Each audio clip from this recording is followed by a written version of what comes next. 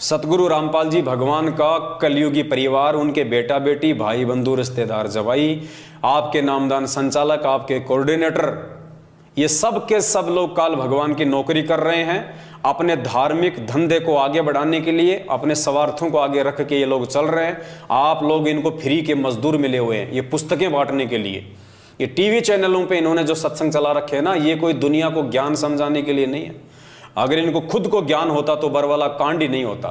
अगर इनको खुद को ज्ञान होता तो पुण्यात्माओं ये घटिया राजनीति गुरुदेव के जेल जाने के बाद नहीं करते। ये गुंडों की सीबीआई जांच का समर्थन भक्तों से नहीं करवाते। ये भक्तों का रक्तदान और खून वगैरह दान करवा के मोटे पैसों पे प्राइवेट हॉस्पिटलों को नहीं बेचते। ये अपने धार्मिक धंधे को इतना महत्व नहीं देते। इस भक्ति मार्ग में सबसे बड़ा रोड़ा यदि कोई है तो सतलोक आश्रम मैनेजमेंट हरियाणा है। कुछ भाई बहन अपनी अल्प बुद्धि के चलते ये कह देते हैं कि सतलोक आश्रम मैनेजमेंट हरियाणा ने तो इतने भगत जोड़ दिए, तुमने क्या कर लिया? मैनेजमेंट ने 5 लाख भगत जोड़ दिए बरवाला कांड के बाद। पुण्यात्माओं, इन्होंने जोड़े नहीं, इन्होंने तो तोड़ दिए। जोड़े तो भगवान ने थे भगत ज्ञान दे दे के 27 साल से। इन्होंने तो 2014 में बरवाला कांड करके भक्तों को परमात्मा से तोड़ दिया, दूर कर दिया। और आज लगातार 7.5 साल से भगत समाज से उल्टे कुक्रम करवा करवा के उनको तोड़ते ही जा रहे हैं। पुण्यात्माओं, विचार करो, आप जो अपनी छोटी सोच से बातें बोल देते हो कि ये भगतों को जोड़ रहे हैं और कह रहे इन्होंने 7 साल में 5 लाख लोग जोड़ दिए नामदान केंद्रों से। पुण्यात्माओं, विचार करो, 7 साल में सतलोक आश्रम मैनेजमेंट हरियाणा ने एडी से चोटी का जोर लगा के हम मान लेते हैं 5 लाख लोग जोड़ दिए, 10 लाख जोड़ दिए। 7 साल में 10 लाख। हिंदुस्तान की जनसंख्या 140 करोड़ और ये 7 साल में जोड़ रहे हैं 10 लाख। इनके हिसाब से तो पुण्यात्माओं 700 साल में भी पूरा हिंदुस्तान नहीं जुड़ेगा। अकेला हिंदुस्तान ही इनके हिसाब से 700 साल में नहीं जुड़ने वाला। और परमात्मा ने जोड़ना थोड़े से समय में पूरी दुनिया को। तो पुण्यात्माओं, परमात्मा का मिशन इनके अनुसार चलेगा या परमात्मा के अनुसार चलेगा? ये लोग जोड़ नहीं रहे, ये तोड़ रहे हैं। अरे भगत तो परमात्मा ने बनाए थे, इन्होंने तो बिगाड़ दिया। गुरुदेव ने सत्संग में कहानी बताई। एक साधु था, पहले लोग ऐसे ही पैदल यात्रा किया करते थे। तो एक साधु लेके अपने हाथ में कमंडल और किसी दूसरे स्थान को जा रहा था। रास्ता काफी लंबा था, जंगल में उन्होंने देखा एक झोपड़ी सी बनी हुई है। साधु ने सोचा हो सकता है कोई परिवार रहता होगा, थोड़ा जलपान कर लेते हैं, घंटा 2 घंटा आराम कर लेते हैं, फिर आगे की यात्रा करेंगे। ये सोचकर साधु वहां चला गया। वहां जाके देखा तो वहां पे 3-4 युवा लड़के बैठे हुए थे। तो युवा लड़कों ने कहा कि आओ महाराज, आओ आओ, बैठो बैठो बैठो बैठो। तो साधु ने कहा कि भाई तुम अकेले यहाँ पे क्या कर रहे हो जंगल में? उन्होंने कहा जी हम लोग मुर्गा बना रहे हैं, मुर्गा बना रहे हैं, मुर्गा। अब साधु बेचारा भोला भाला, मांस मिट्टी से दूर था। अब उसने सोचा है भाई हमने तो सुना है कि मुर्गा तो भगवान बनाता है, ये पशु पक्षी जानवर ये योनियां तो परमात्मा बनाता है। साधु ने कहा कि साधु ने मन ही मन में सोचा कि मैंने तो सुना है कि भगवान बनाता है मुर्गा, और ये कह रहे हैं कि हम मुर्गा बना रहे हैं, तो चलो देखेंगे आज ये कैसा क्या मुर्गा बनाते हैं। तो साधु वो चमत्कार देखने के लिए वहां रुक गया। 10, 15, 20 मिनट बाद में वो लड़के एक थाली के अंदर मुर्गा डाल के लेके आए, बोटी बोटी। बोला लो महाराज मुर्गा बन के तैयार है। तो महाराज ने सर पे 3 थप्पी मारी और कहा रे नालायको, अरे तुमने बनाया कहां, तुमने तो बिगाड़ दिया। अरे ये मुर्गा तो भगवान ने बनाया था, नालायको तुमने तो उस भगवान के बनाए गए मुर्गे को बिगाड़ दिया। साधु वहां से चल दिया। पुण्यात्मा वो साधु तो समझदार था इसलिए वहां से चल दिया। मैं कहता हूं अगर आज की संगत अगर वहां होती तो मुर्गे की बोटी बोटी खा जाती, नहीं छोड़ती, और कहती बहुत शानदार बनाया, गजब बनाया। तो पुण्यात्माओं उस मुर्गे की तरह इस नालायक सतलोक आश्रम मैनेजमेंट हरियाणा ने, गुरुदेव के परिवार वालों ने संगत को बिगाड़ दिया। बनाया तो भगवान ने था। अरे भगत तो भगवान ने बनाए थे 2014 से पहले, 27 साल की मेहनत से, ज्ञान दे दे के, मर्यादा में रख रख के, 5 यज्ञ आश्रम में बुला के, करवा करवा के। भगत तो भगवान ने बनाए थे। नालायकों, तुमने तो उस मुर्गे की तरह भगतों को बिगाड़ दिया। आज ये राजनीति करवा करवा के, आरक्षणों में बैठा बैठा के, इन भक्तों का ज्योति पाठ और दान का पैसा हरियाणा के जाट आरक्षण में लुटा के, आनंदपाल सिंह जैसे गैंगस्टर की सीबीआई जांच में लगा के। नालायकों, तुमने तो भगवान के बनाए गए भक्तों को बिगाड़ दिया उस मुर्गे की तरह। तो मेरा सभी समझदार भाई बहनों से मेरी विनती है, मेरी प्रार्थना है, सबसे पहली बात तो इन फर्जी नामदान केंद्रों पे ना जाइए। आप लोग साध संगति से जुड़ जाइए और देखिए उसके बाद आपको कितना आनंद आता है परमात्मा की भक्ति में। और फिर भी यदि आप इन नामदान केंद्रों पे जाना नहीं छोड़ते हैं तो उत्तराखंड की जो घटना है उससे आप लोग सबक लीजिए। और आप लोग यदि नामदान केंद्रों पे जाते हैं, आपकी बहन बेटियां जाती हैं, तो आप उनके साथ में जाइए, अकेले ना भेजिए, वरना ये मसाज कर डालेंगे। ये राक्षस लोग बैठे हैं, बाद में ना आप घर के रहोगे ना घाट के, आपकी इज्जत को सरेआम नंगा कर दिया जाएगा। और मेरे पास यदि वो वीडियो आ गया तो बची खुची जो इज्जत है फिर वो दास उगाड़ देगा, क्योंकि दास की तो ड्यूटी यही है। जो मंदबुद्धि प्राणी इतना समझाने के बाद भी, इतना बताने के बाद भी, भगवान के द्वारा इतना ज्ञान दिए जाने के बाद भी जो नीर खीर का निवेरा नहीं कर सकता, उनकी इज्जत रखने का कोई मतलब नहीं है। और एक व्यक्ति की इज्जत यदि बाजार में नीलाम हो रही है और उस नीलाम होती हुई इज्जत को देख के अगर हजारों भगत भाई बहन समझ रहे हैं, जान रहे हैं, तो पुण्यात्माओं, परमात्मा कहते हैं एक सेव को, जो गंदा सेव होता ना, उसको टोकरी से उठा के बाहर फेंकने में कोई शर्म नहीं है। तो अगर इन जैसे एक आध भक्तों की इज्जत को अगर समाज में अगर उगाड़ भी दिया जाए तो समाज समझेगा, समाज जानेगा, पहचानेगा कि वास्तव में संत रामपाल जी की आड़ में क्या खेल चल रहा है। जेल में बैठे हुए संत रामपाल जी की आड़ में बाहर ये फर्जी नामदान केंद्र खोल खोल के अपने धार्मिक धंधे के लोग कैसे उनको बदनाम करने में लगे हुए हैं, कैसे लोग भक्तों के साथ में ऐसी ऐसी घटिया हरकतें करने में लगे हुए हैं, कैसे लोग भगत समाज की मर्यादाओं को तार तार कर रहे हैं। तो पुण्यात्माओं, समय नहीं है, विनाशकारी समय बेहद नजदीक है। बाद में रोओगे, पछताओगे। ये संदेशे बार बार नहीं मिलेंगे आपको आने वाले समय में, क्योंकि विश्व युद्ध छिड़ेगा। किसी का बाप नहीं रोक सकता विश्व युद्ध, खुद गुरुदेव भी विश्व युद्ध को नहीं रोकेंगे, क्योंकि आदरणीय गरीबदास जी महाराज जी के माध्यम से परमात्मा ने 300 साल पहले ही असुर निकंदन रमैणी में लिख दिया था, आवेगा काबुल से, आवेगा दक्खन से दीवाना काबुल का, काल किल किलियम गल है तुर्काना, किल किलियम अवतार कला, जीतन जंग झुंझुमला। ऐसा पुरुष आया कहता है गरीबदास, दिल्ली मंडल होई विलास नी कलंक राय। परमात्मा ने तीसरे विश्व युद्ध की भविष्यवाणी की हुई है। असुर निकंदन रमैनी का सरलार्थ पढ़ लेना इन चौपाइयों का, कि आवेगा दक्खन से दीवाना काबुल का, पढ़ लेना अच्छे से कान खोल के। पूरे विश्व में टहलका मचेगा, ज्यादातर मुस्लिम कंट्रियां आपस में कट के मर जाएंगी।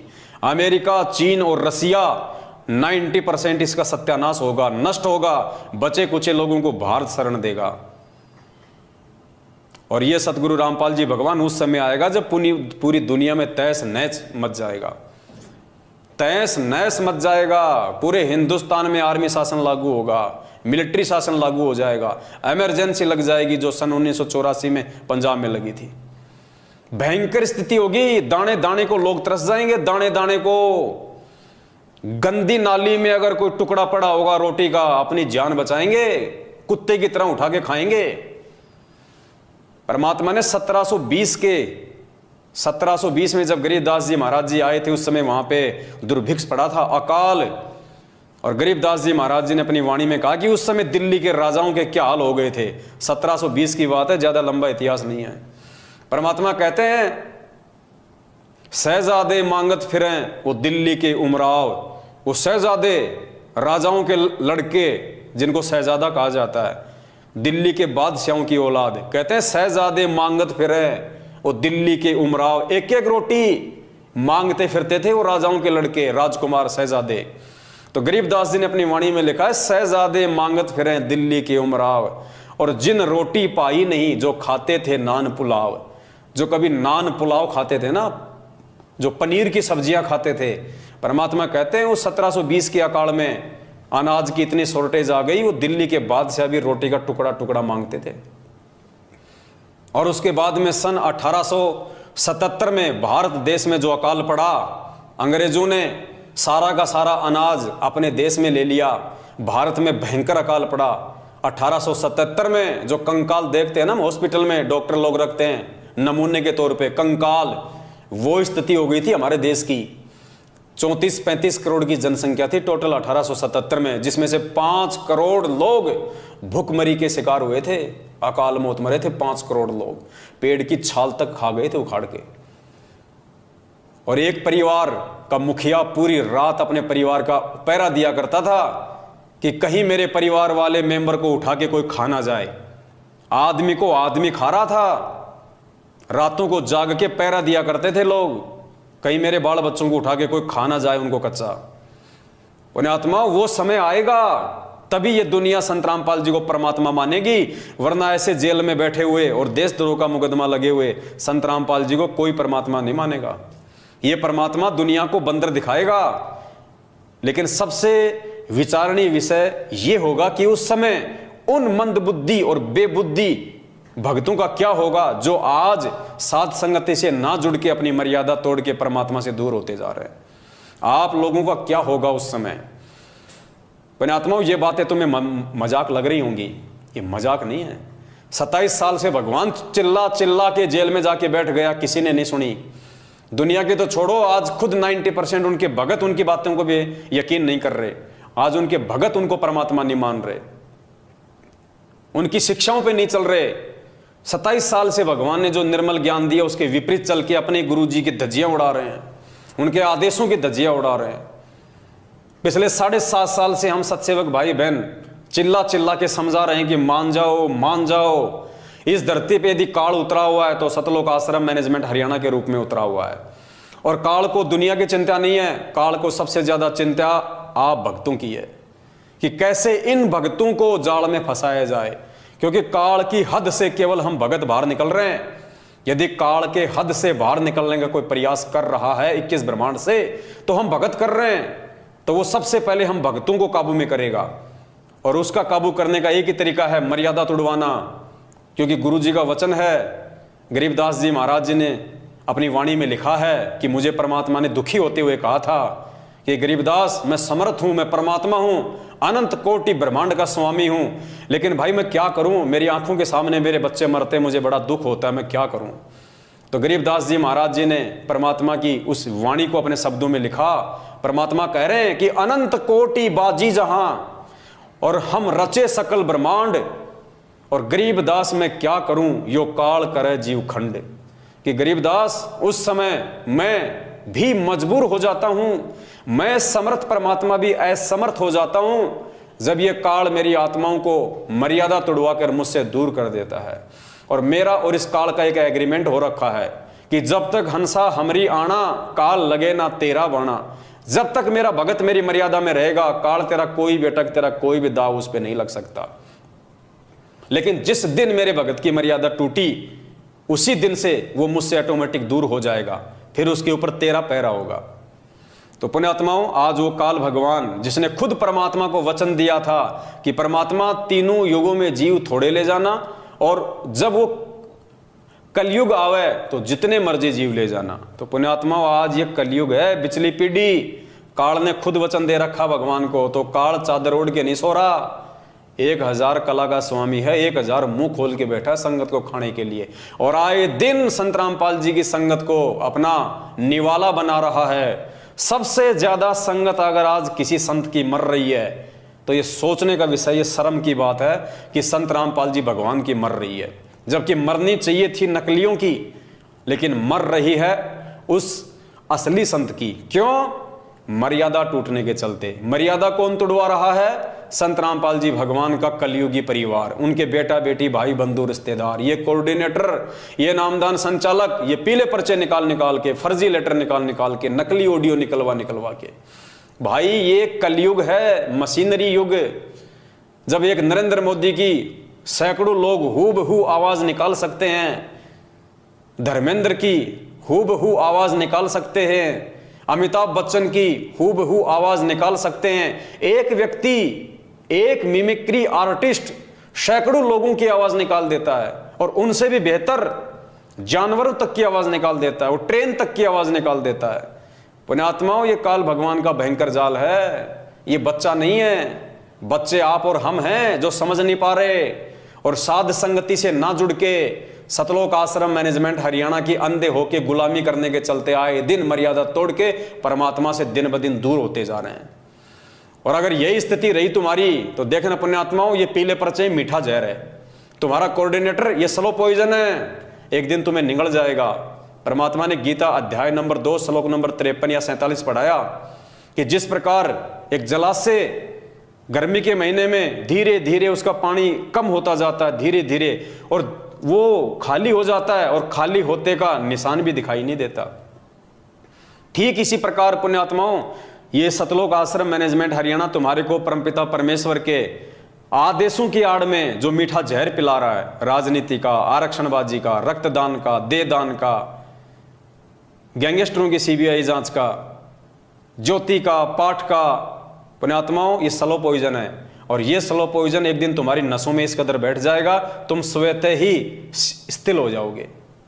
तुम ना घर के रहोगे ना घाट के, और फिर कभी ना कभी काल भगवान के कहर का शिकार हो जाओगे, और पीछे से तुम्हारे नाम का एक पीला पर्चा निकाल दिया जाएगा, सतलोक चला गया, सतलोक चला गया, परमात्मा की आत्मा सतलोक चली गई। एक्सीडेंट में मर जाए वो भी सतलोक, नहर में कूद के मर जाए वो भी सतलोक, दोनों पति पत्नी लड़ाई झगड़ा करके मर जाएं वो भी सतलोक। अरे फिर भक्ति की जरूरत क्या है, फिर तो दुनिया मर रही है, वो भी सतलोक जारी होगी सीधी। पुण्यात्मा कुछ नहीं है, किसी का कुछ नहीं बिगड़ेगा, सिर्फ तुम लोग अपना बिगाड़ लोगे। अभी समय है तुम लोगों के पास में, परमात्मा ने बहुत बड़ी मेहर कर रखी है संगत में। जो अच्छी आत्मा है उनके लिए परमात्मा ने एक ऑप्शन दे रखा है साध संगति का। देखो ये काल भगवान का कितना भयंकर तांडव है। उस परम संत को देशद्रोह का मुकदमा लगवा के देश और दुनिया में उसको बदनाम करवा दिया ताकि कोई उसके सत्संग ही ना सुने। आज गुरुजी के नाम से यानी संत रामपाल नाम से दुनिया को इतनी नफरत है, नाम सुनते ही उनको 11,000 वोल्ट का झटका लगता है। इतना बदनाम करवा दिया काल भगवान ने अपनी साजिश के तहत कि कोई उसके विचार ना सुन ले, कोई उसके सत्संग ना सुन ले, क्योंकि काल को पता है कि इसके सत्संगों में दम है, इसके विचारों में दम है। और जिस व्यक्ति ने संत रामपाल जी के विचार सुन लिए, सत्संग सुन लिए, तो आत्मा तो परमात्मा की वो फड़क जाएगी और मेरे जाल से बाहर निकल जाएगी, भगवान की शरण में आ जाएगी, मेरा निवाड़ा मेरे मुख से निकल जाएगा। तो पुण्यात्माओं इंटरनेशनल स्तर पे यानी सामाजिक स्तर पे तो उसने परमात्मा को बदनाम करवा के और साइड में कर दिया, देशद्रोह का मुकदमा लगवा के। अब संगत में कोई ना समझ ले वास्तव में परमात्मा के सत्संगों को, परमात्मा के सत्संगों के सार को, इन शब्दों के सार को, गूढ़ रहस्यों को जो गुरु जी को परमात्मा साबित करते हैं, इस दास को उसने गुरुद्रोही घोषित करवा दिया। और आज इस पवन दास का नाम संगत में उतना ही बदनाम है, लोग उतनी ही नफरत करते हैं संगत वाले इस पवन दास नाम से जितनी जगत वाले संत रामपाल नाम से नफरत करते हैं। उन पे देशद्रोह का मुकदमा, मेरे ऊपर गुरुद्रोही का तमगा। लोग उनके सत्संग तक नहीं सुनते, इतनी नफरत करते हैं। संगत वाले मेरे वीडियो तक देखने से डरते हैं, इतनी नफरत करते हैं। ये काल भगवान का भयंकर षड्यंत्र है। और जिस जिस आत्मा ने षड्यंत्र को समझ लिया, इस जाल को तोड़ दिया, पुण्यात्माओं उसी का मोक्ष संभव है। ये बहुत भयंकर साजिश है काल भगवान की। तुम्हें बाद में पता चलेगा, जरूर पता चलेगा यदि तुम जीवित रहे तो। अगर जीवित रहे तो तुम्हें इस हकीकत का भी पता चलेगा, यह सच्चाई भी सामने आएगी। लेकिन उस समय फायदा कुछ नहीं होगा, उस समय 0/0 फायदा। फायदा आज है अगर समझ जाओ तो, बाद में तो सिवाय पश्चाताप के आंसू बहाने के कुछ भी शेष नहीं रहेगा। इसलिए दास की विनती है, मैं तुम्हारा दुश्मन नहीं हूं भाई, मैं तुम्हारा भाई हूं। मैंने कभी भी तुम्हारा बुरा नहीं सोचा है, ना सोचूंगा, ना सोच सकता, क्योंकि ये परमात्मा की मर्यादाओं में है। एक शत्रु एक मित्र है, भूल पड़ी रे प्राण, यम की नगरी जाएगा शब्द हमारा मान। तो मैं परमात्मा को दुखी नहीं करना चाहता। मैं आप लोगों की दुर्भावनाओं का शिकार नहीं होना चाहता। जबरदस्ती यदि आप मुझे अपनी दुर्भावनाओं का शिकार बनाओ तो इसमें मेरा कोई दोष नहीं है, ना मुझे कोई हानि हो सकती है। इसलिए मेरी आप सभी भाई बहनों से हाथ जोड़ के विनती है, आप जितने भी सतलोक आश्रम मैनेजमेंट हरियाणा के पीछे चल रहे हैं, पुण्यात्माओं आंखें खोलो। और परमात्मा कहते हैं, कहे कबीर सोए जन मेरा, जो नीर खीर का करे निबेरा। गुरुदेव कहते हैं, मेरा असली भगत वो है जो सही और गलत दोनों में से सही की पहचान कर लेगा। तो पुण्यात्माओं, तुम्हारे को तो सही देखने भी नहीं दिया जा रहा, सही बात को तो तुम्हारे हाथ भी नहीं लगने दिए जा रहे। तुम मैनेजमेंट की भी सुनो, इस पवन दास की वीडियो भी देखो और फिर निर्णय करो। वो होता है जज, वो होता है असली भगत। जब तुम्हारे सामने दूसरे पक्ष को रखने नहीं दिया जा रहा, तुम्हारे सामने दूसरे पक्ष को लाने नहीं दिया जा रहा, उससे पहले तुम्हें डरा दिया जाता है कि तुम्हारा नाम खंड हो जाएगा, तुम्हारा नाम खंड हो जाएगा, तो एक पक्ष को देख के तुम निर्णय क्या करोगे? अरे कोर्ट में जो जज बैठता है, जब तक उसके सामने दोनों पक्षों को नहीं रखा जाएगा, दोनों पक्ष के वकील अपनी अपनी दलीलें पेश नहीं करेंगे, तब तक वो जज क्या निर्णय करेगा कि क्या सही है और क्या गलत है। तो पुण्यात्माओं, तुम्हारे सामने तो केवल एक पक्ष ही जो है वो खड़ा किया जा रहा है। पीले पर्चे, गुरु जी का आदेश, डर भय कि दूसरे पक्ष को देख लिया, साध संगत के वीडियो देख लिए, पवन दास के वीडियो देख लिए तो नाम खंड हो जाएगा, नाम खंड हो जाएगा, परमात्मा से दूर हो जाओगे। तुम्हें तो दूसरा पक्ष देखने से पहले ही डराया जा रहा है, तो तुम जज की भूमिका कहां से निभाओगे? परमात्मा के वचन क्या कह रहे हैं, तुम्हारे से क्या करवाया जा रहा है? और खुद ये परमात्मा अगर दुनिया भर के नकली संतों के ऑडियो वीडियो सत्संग हमें ना दिखाता, ये दुनिया भर के शास्त्र हमारे को ना दिखाता, तो हम भी तो पहले किसी न किसी गुरु की शरण में थे। हम कैसे वहां से छूट के आते अगर हमें दूसरा पक्ष ना दिखाया जाता सतगुरुदेव के द्वारा? तो पुण्यात्माओं, जब तक तुम ये पवन दास वाला पक्ष, ये साध संगति वाले वीडियो नहीं देखोगे, तुम जिंदगी में भगत नहीं बन सकते, तुम जिंदगी में सत्य और असत्य का निबेरा नहीं कर सकते। पुण्यात्माओं, ये महाभारत के बाद आपने जो भविष्यवाणियां पढ़ी है ना कि महाभारत के बाद एक और महाभारत होगा, ये है वो असली महाभारत। सतगुरु रामपाल जी भगवान की संगत में ये है वो असली महाभारत, सतसेवक वर्सेस मैनेजमेंट। और इस महाभारत में जिस व्यक्ति ने भीष्म, कर्ण और द्रोणाचार्य की भूमिका निभाई, उसका बक्कल उतरेगा, बक्कल आए दिन उतर रहा है। और जिसने इसमें धर्म युद्ध में विदुर की भूमिका निभाई, परमात्मा उसकी रक्षा करेगा। तो ये निर्णय आप लोगों के ऊपर है। मैं तो 7 साल से भोंक ही रहा हूं, आगे भी भोंकता रहूंगा जब तक परमात्मा का आदेश होगा। और आप सभी भाई बहनों से हाथ जोड़ के पुनः निवेदन करता हूं, पुण्यात्माओं, छोटा भाई समझ के, अरे चलो ये सोच लो मेरे वीडियो देखने से तुम्हारा नाम खंड होता है, अरे तो नाम तो तुम फिर भी शुद्ध करवा लेना। वैसे भी तो महीने में एक बार तो तुम शुद्ध करवाते ही हो। ये तो है नहीं कि तुम मर्यादा में हो, मर्यादा तो सबकी टूटी हुई है। फिर भी तुम्हें लगता है कि तुम युधिष्ठिर हो, तुम धर्मपुत्र हो, तुमसे कोई मर्यादा नहीं टूटती है, तुम बिल्कुल अखंड हो। तो भाई दास की विनती है, एक बार तो नाम खंड कर लो, देख लो इस दास के वीडियो, उसके बाद में नाम शुद्ध करवा लेना।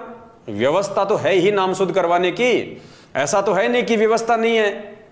जगह जगह इन्होंने गली गली में नाम शुद्ध करने की भी व्यवस्था कर रखी है।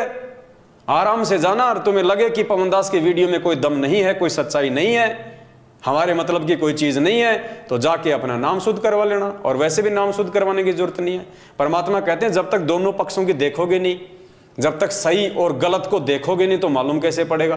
तो मात्र सही और गलत को देखने से नामखंड नहीं होता।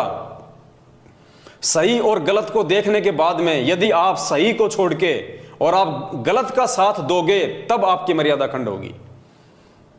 तो वो निर्णय तो फिर आप स्वयं कर लेना कि कौन सही और कौन गलत है। इसलिए पुण्यात्माओं, दास की विनती है, बाकी आपकी अपने संस्कार, आपकी अपनी मर्जी। तुम कुएं में पड़ोगे तो मैं जबरदस्ती नहीं कर सकता भाई, तुम जहर खाओगे तो तुम मरोगे। दूध पीने वाला पवन दास नहीं मर सकता, अमृत पीने वाले मेरे भाई बहन नहीं मर सकते, जो जहर पिएगा वो मरेगा। तो भाई निर्णय कर लेना, समय ज्यादा नहीं है। तुम लोग मैनेजमेंट के साथ मिलकर जहर पी रहे हो या साध संगतियों में आके अमृत पान कर रहे हो। बस दास की इतनी सी विनती है। बाकी आप सभी लोग समझदार हैं, ये कलयुग की बिचली पीढ़ी है। गोबर कोई नहीं खाता, सब लोग अनाज खाते हैं, इतनी बुद्धि सब रखते हैं। फिर भी बीच बीच में समझाने की आवश्यकता जहां पड़ेगी दास समझाता रहेगा। बस आज के लिए इतना, फिर परमात्मा दया करेंगे, फिर आप सभी भाई बहनों के सामने एक नई जानकारी, एक नया वीडियो लेके आएंगे। तब तक के लिए दास को दीजिए आज्ञा बंदी छोड़। सतगुरु रामपाल जी भगवान की जय हो। सत साहिब।